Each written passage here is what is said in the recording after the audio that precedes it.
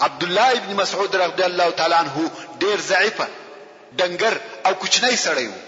دونه ډنګر و چې خلقو به د پر ډنګرتیا او نروي پښو خندل. د تر ډنګرتیا پورې یو قصه. یو وخت دا بیا په ورسته کې په مدینه منوره کې عبد الله ابن مسعود د خرما ودرخت ته وختي. رسول الله صلی الله علیه و آله وسلم او اصحاب کرام هم ناستو. د خطونو په وخت کې د عبد الله رضی الله تعالی عنہ د پښو پوندې ښکارا سوې. اصحاب کرامو چې دا د وچ او نری پوندې ولیدې وې خندل. رسول الله صلی الله علیه و آله وسلم و فرمایل ایا تاسو د عبد الله پر ډنګرتیا خاندي؟ په والله د ابن مسعود پښه په ترازو کې د احد تر غره درنیږي. نو دغه کوچنی ډنګر او ضعیف عبد الله ابن مسعود هم په ښکارا سره خپل اسلام اعلاناوه. یو ورځ یې د کعبه شریف سره سوره الرحمن په لوړ आवाज وایه. قریش پر راټول سو او د په وهلو شروع وکړه. د قران مجید وایي او قریش وهي چې چپسه بسته مگر در رضی الله تعالی عنہ وایه په دغه وهلو او ټکولو کې هم د قران مجید تلاوت نه پرېښاوه ترڅو چې سوره الرحمن یې پوره وایه او هغه هم ډېر وهل ورکړ. بیا نو رسول الله صلی الله علیه و آله وسلم ته ورغلی. رسول الله صلی الله علیه و آله وسلم ورته ویل دا دې په ځان څه وکړه؟ دا ویل یا رسول الله کدی خوشوي سبا یې بیا وایه. د اصحاب کرامو زړه ته ایمان نه نوتلیو او دا یې هغه ایمانی جوش او جذبه و.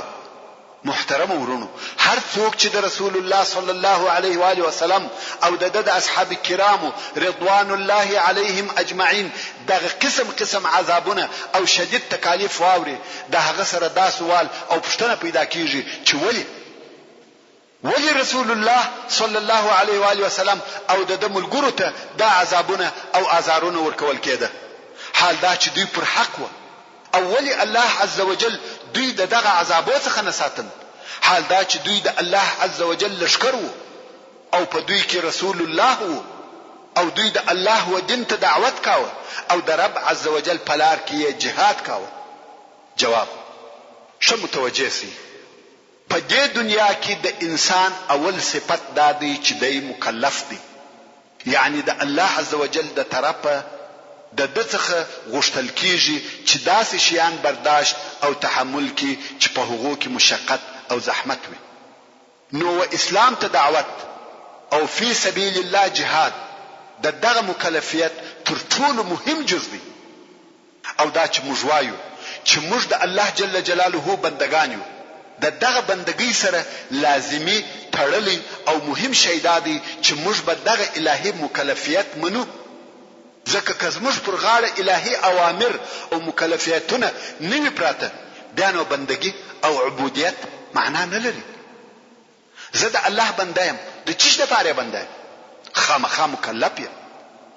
او د الله عز وجل د پاره د انسان بندګي او عبودیت د الله جل جلاله د الوهیت د ضرورت څخه یو ضرورت دی. که موږ په خپل ځانو کې خپل عبودیت حس نکو نو پر الله جل جلاله مو ایمان کومه معنا نه لري. چې د دې ټولو خبرو مقصد او معنا داس و کوم وخت چې یو انسان مؤمن سو هغه باید خپل ځان عبد او بنده وبولي. کوم وخت چې عبد او بنده سو هغه باید ځان مکلف وبولي. کوم وخت چې مکلف سو نو د مکلفیت سره د مشکلاتو تحمل کول او د نفسي خواهشاتو سره جهاد او مقابله کول تړلي او ضروری دي. نو دغه مقصد د پاره په دې دنیا کې د الله پر بندگانو د دوو کارو عملي کول واجب او ضروری دي. اول د اسلام دین ټینګول او د واقعي اسلامي ټولنې جوړول. دا اول مکلفیت زموږ پر غاړه. دوهم د اسلامي ټولنې د جوړولو د پاره د سختیو مشکلاتو او خطرو قبلول او دغه مقصد د پوره کولو د پاره د مال او سر شندل. یعنی الله عز وجل موږ په ایمان مکلف کړیو او د ایمان ترڅنګ موږ د هغه مشکلاتو په زغمولو مکلف کړیو چې موږ دغه ایمان و مقصد ته رسوي.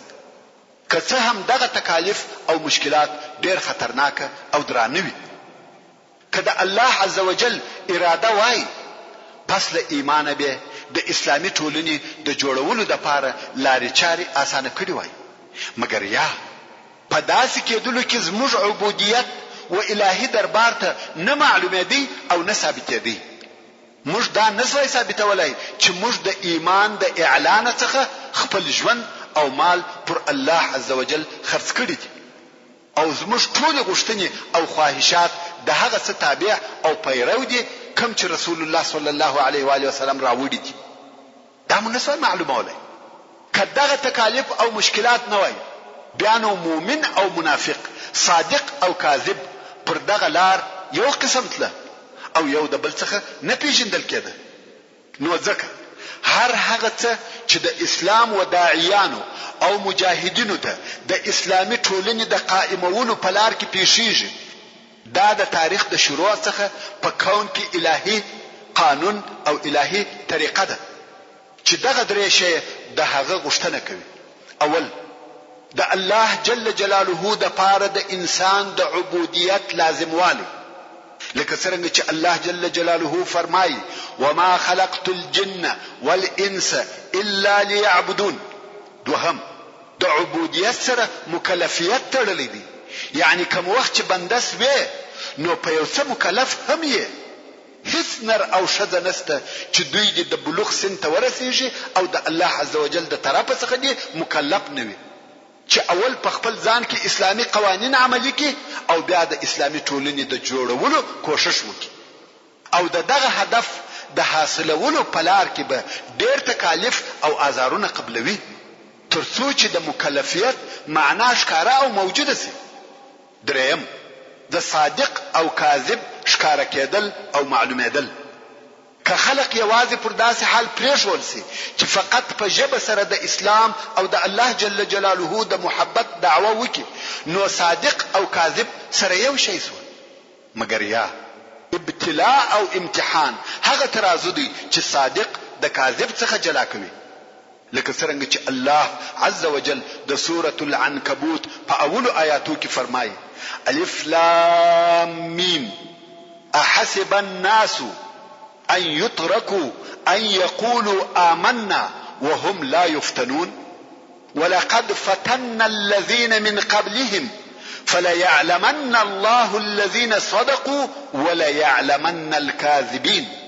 يعني آیا خلق دا ګمان کوي چې دوی به پر دغه پریښول سي چې فقط وایي موږ ایمان راوړی دی او دوی به امتحان نکړي سي او خامخا موږ امتحان کړی دي هغه کسان چې تر دوی د مخه او خامخا به الله جل جلاله فعل ظاهری سره هغه کسان معلوم کې چې صادق دي او خامخا به معلوم کې هغه کسان چې درواغجنان دي. همدارنګه رب عز وجل د سورة آل عمران په 142 نمبر آیات کې فرمایي ام حسبتم ان تدخلوا الجنة ولما يعلم الله الذين جاهدوا منكم ويعلم الصابرين.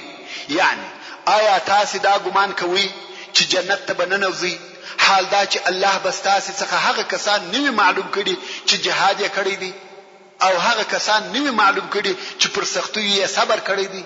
هیڅ کله داسې نه ده، بلکې الله عز وجل په ظاهري علم سره صادق او کاذب معلوموي، مجاهد او تشتیدونکي معلوموي، ولولو درجو او نعمتو ته هغه کسان رسیدلای سي چې د الله جل جلاله په لار کې هر قسم ستړیا او تکالیف قبول کړي، د ځان او مال د قربانولو د پاره همیشه تیار او آماده وي. دا د بندگانو د پاره الهي قانون دی او په الهي قانون کې حتی د انبیاء او صدیقین سره تغیر او تبديل نسته. فلن تجد لسنة الله تبديلا. نو د همدغه مقصد د پاره رسول الله صلی الله علیه و آله وسلم او ترده صلی الله علیه و آله وسلم د مخه ټول انبیاء آزار سوي او زهیر سوي دي او د همدغه مقصد د پاره د رسول الله صلی الله علیه و آله وسلم اصحاب کرام زهیر سوي دي تر داسې اندازې چې ځینې تر عذابو لاندې شهیدان سوي او ځینې وړاندې سوي دي سره د دې چې دوی د الله عز وجل په حضور د ډېر فضیلت او لوړ مقام خاوندان و.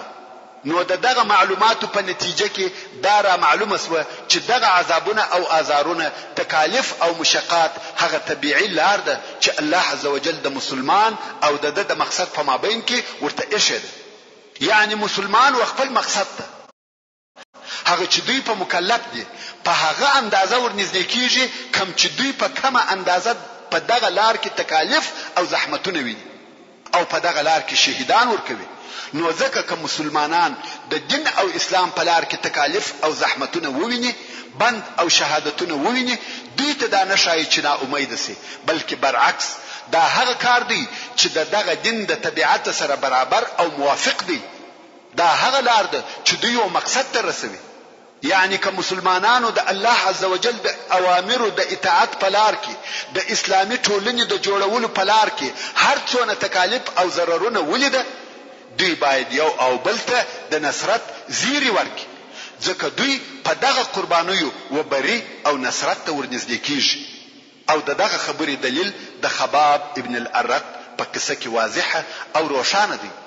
کم وخت چې د ډېر عذاب تر لیدلو ورسته هغه چې د بدن ډېره حصه پسرو او تودو ډبرو ورته کړي و او رسول الله صلی الله علیه و آله وسلم ته ورغلی او دغه عذابو شکایت ورته کاوه او د رسول الله صلی الله علیه و آله وسلم څخه غوښته چې د مسلمانانو د پاره د نصرت دعا وکړي.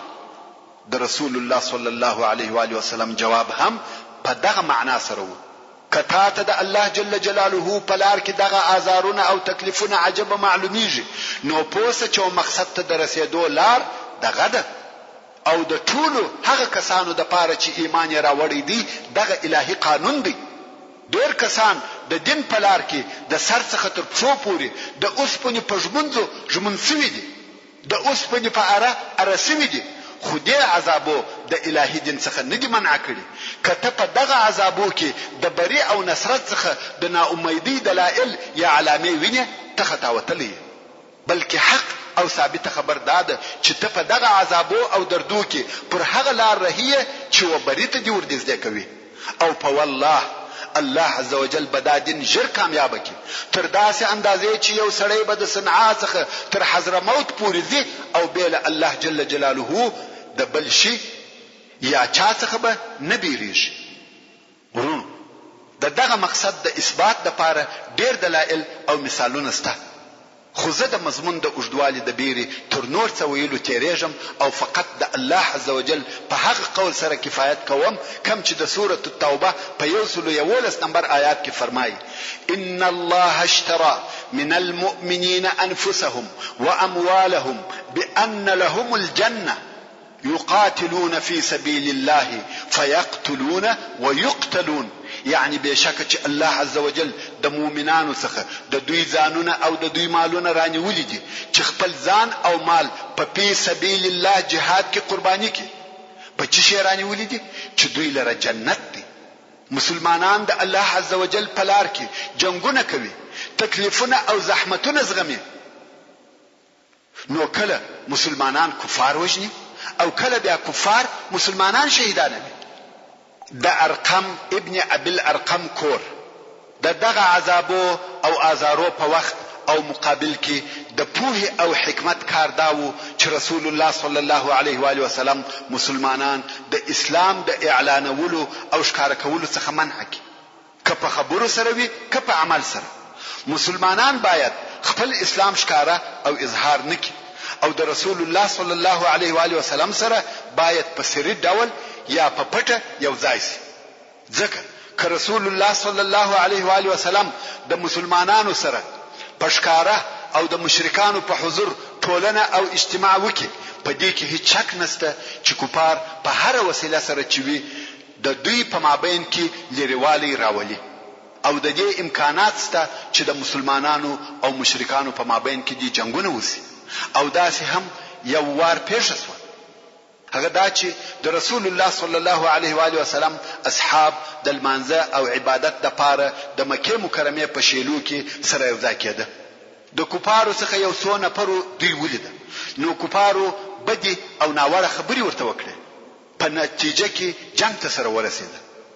نو سعد ابن ابي وقاص رضی الله تعالی عنہ د کفارو څخه یو سړی داسې ووهه چې ویني وروبهولې.